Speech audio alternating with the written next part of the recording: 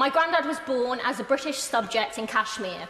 He came to the West Midlands in the 1960s to help Britain's post-war reconstruction, and he soon faced racism. It was a cruel irony. He had come to the heart of the metropole to continue the work that made the British Empire rich. "We are here," the anti-racist writer Sivanandan said, "because you were there." And so, Madam Deputy Speaker, when the Windrush scandal came to light 2 years ago, it felt incredibly personal to me. Just as my granddad had come to Britain to build a life, so too had the Windrush generation. Just as he had been told that he didn't fit in, so too were they. But here were British citizens, people who helped build the NHS and rebuild the country after the war, who were being told that they weren't really British, that they didn't deserve rights or respect. Because that's what they were being told when they were denied healthcare, when they were denied jobs, when they were forced onto the streets, and when they were detained and deported. The pervasive apparatus of the hostile environment sent one message: that these British citizens didn't really belong. This was a gross injustice, and so of course they are owed full compensation. And my honourable friends have highlighted many of the serious problems with the compensation scheme as it stands. But they are owed something more. They are owed that this injustice is tackled at its root. Because the Windrush scandal wasn't just a technical mistake, it wasn't a human error, and it didn't happen in a vacuum. It was the result of long-entrenched ideas which scapegoat minorities and migrants, and it goes back decades.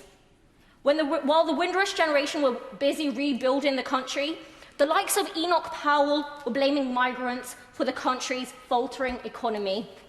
While my granddad was organising in his trade union to get better pay for blue-collar workers, the soon-to-be Prime Minister Margaret Thatcher was warning that the country risked being swamped by people from abroad. These ideas were turned into policy.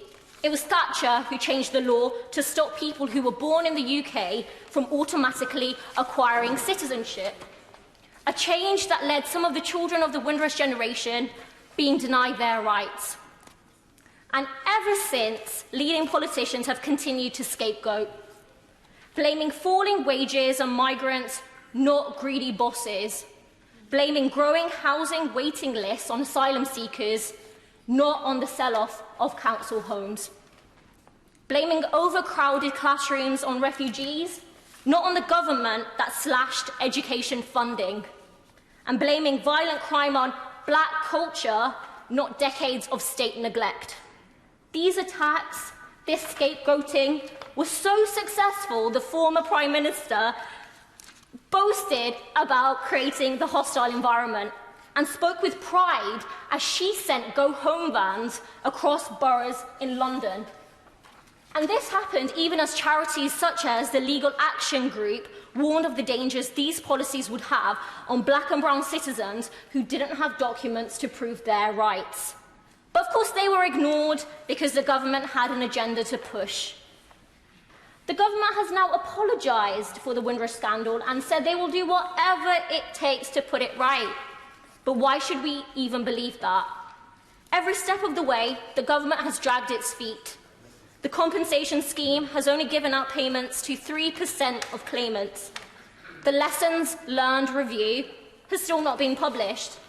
And charter flights are still deporting people even before the review is published, even before its recommendations are implemented, and even before it has been established that none of those waiting to be deported have Windrush claims. The flight schedule for tomorrow will deport... Apologies, I'm going to continue. The flight schedule for tomorrow will deport people whose lives have been rooted here and always will be, including a dad with young kids, whose family moved to Britain when he was 4 years old. He has lived here for 41 years. He has no family in Jamaica and hasn't been there since he was a toddler. Another is a husband and a father to a 6-month-old baby girl. He has lived in the UK since he was a young child. And a third who was born here and is himself a child of the Windrush generation. Madam Deputy Speaker, these are people who were raised in Britain, who went to school here, who have built their lives here. They have served their sentences. To deport them is a discriminatory double punishment. So what I urge members opposite, stop these deportations, give them access to legal advice, and publish the Lessons Learned Review. Hear, hear. I'm nearly finishing. Throughout this whole saga, black and brown Britons have been forced to prove themselves, to prove that they're British and that they deserve rights and respect. Madam Deputy Speaker, I'd like to finish with the words of the late, great Toni Morrison. This is what she said about racism. It keeps you explaining, over and over again, your reason for being.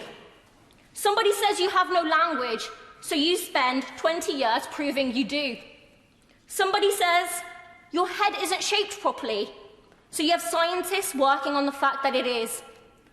Somebody says that you have no art, so you dredge that up too. Somebody says that you have no kingdoms, and so you dredge that up too. Madam Deputy Speaker, as Tony said, none of that is necessary, and it's about time the government acknowledged that. It's about time it ended the hostile environment, shut down its inhumane detention centres, and once and for all, stopped forcing black and brown Britons to prove that they're British. Thank you.